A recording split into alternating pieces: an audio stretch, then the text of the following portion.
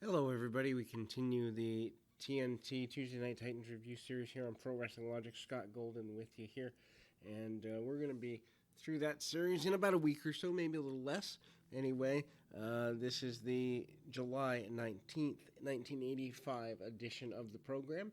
Relatively useful edition and worth going out of your way to at least see a couple segments here because there's some historic stuff and also a historic debut or series of debuts, at least on TNT, that are useful to pay attention to. Like, subscribe, comment. We're almost to 100 subscribers in 2 months. I know that's not huge. There's people that have done millions. I get it. But for us and what we're trying to accomplish, I'm thrilled with that. We're at 95 right now. I'd love to be at 100 by the end of the week. And the quicker we get to 1,000, the more we can help with the COVID relief effort. So please help us do that. Anyway, Freddie Blassie joins the program. He says his clients of Volkov and Sheik were cheated in the tag team championship rematch with Wyndham and Rotundo that allowed them to regain the championships. They do show clips of the match. I don't see any cheating there. Blassie carries on quite a bit about how there's cheating and a fast count by the referee, and he actually carried this on for several weeks, if not months. He fumes quite a bit over this. I miss that about heel managers in general. I miss when heels made a big deal out of perceived cheating. I think it added a fun dynamic too. No, he didn't, especially for kids. No, it didn't happen that way, and then you could go back and forth, and the referee got involved, and it was just certainly the 80s, a more innocent time. But at the same time, I think the outlandish claims of managers is a lost art. Stokely Hathaway of Evolve fame, who's now with WWE, I don't remember his name, Blevins or something. Anyway, it used to be really good at this when he was in the Evolve family of promotions. Hasn't been allowed to really thrive in the WWE umbrella. Big surprise there. A manager not allowed to thrive. But anyway, excited by that. Rick McGraw, quick draw. Rick McGraw up next. He passes not too terribly long after this. But he's talking about his career and how he's really fought from underneath. An early Bret Hart match, of course, Stampede bought out in late '84, I believe it was. By that point, the British Bulldogs, as well as Bret Hart and Jim Neidhart, all brought into Titan Town as a thank you to Stu. They didn't keep their agreement, and so Stampede starts up again in '86, I believe, late '86, early '87, and goes for a couple of years before shutting down again. But anyway, highlights of a Bret Hart and Rick McGraw match. It's interesting because Bret, they really tried. If you look at his career from '85 to '91, they try a bit in '85, they try a bit in '86, '87, '88, '87. He's mostly a tag guy. I say they try in '86 because there was talk of Bret having a singles match with Ricky Steamboat at WrestleMania 2, which, if you've never seen the Bret Hart Ricky Steamboat match from Boston Garden, I believe it's in either February or March of '86. I'll eventually review that here. But anyhow, if you've never seen that match, worth going out of your way to see. I believe it's available on the network.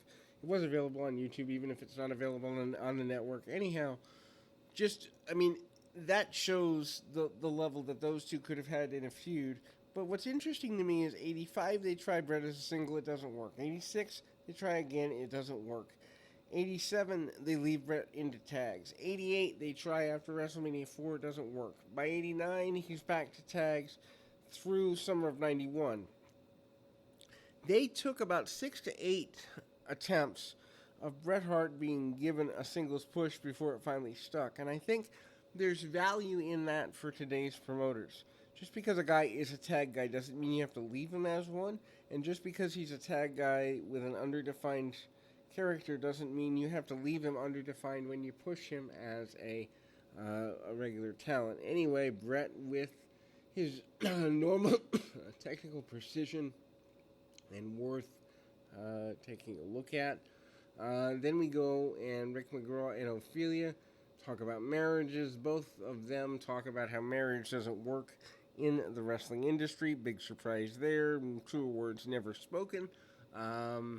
Anyway, Macho Man Randy Savage up next, and he guarantees victory over none other than Hulk Hogan.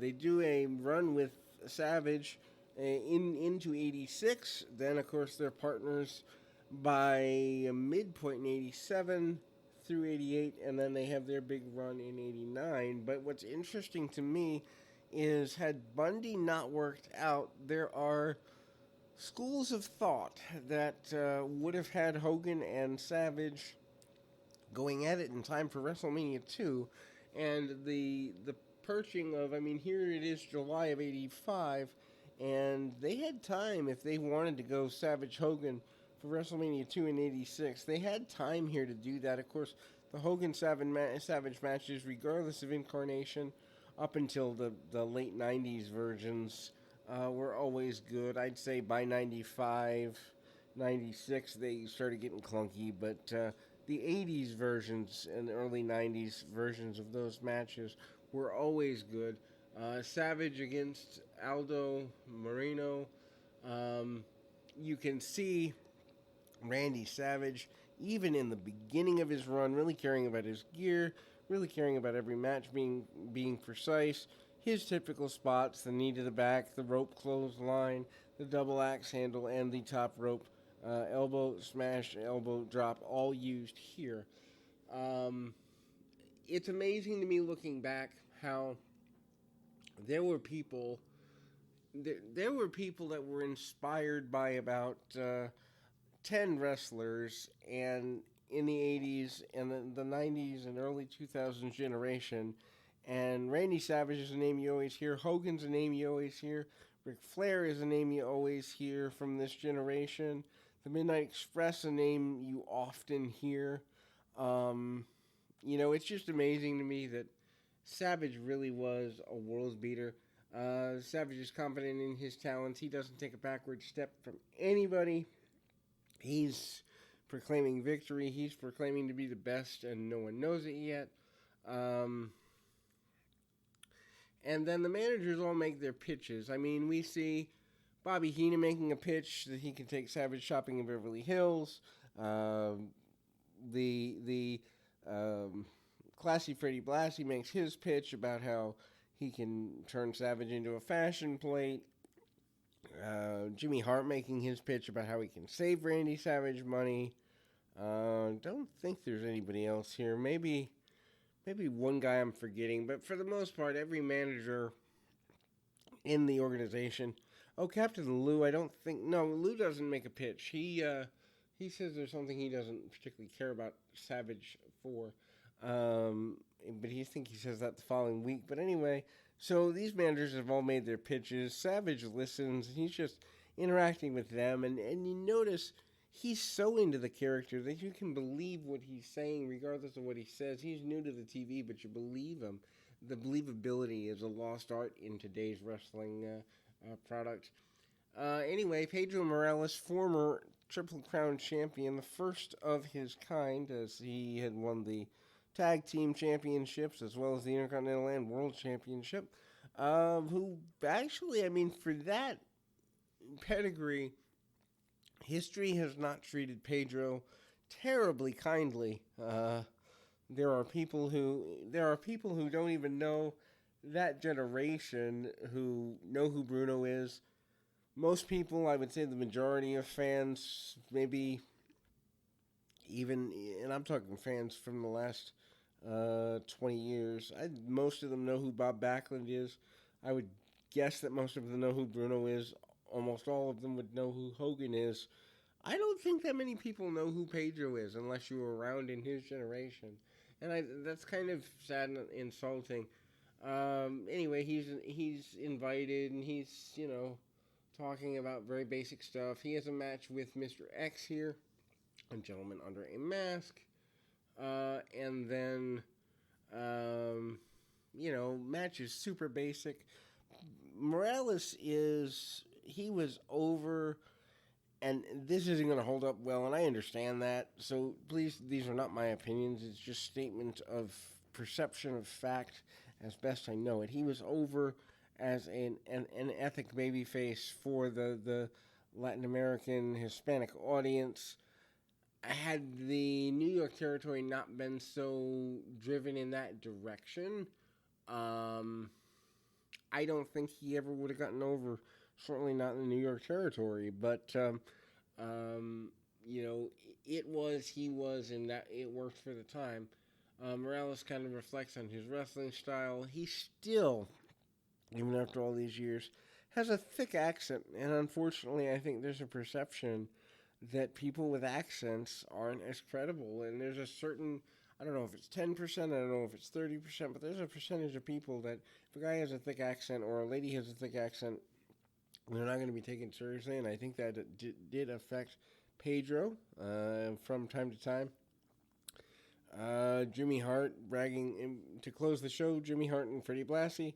Blassie still complaining about the loss for his team.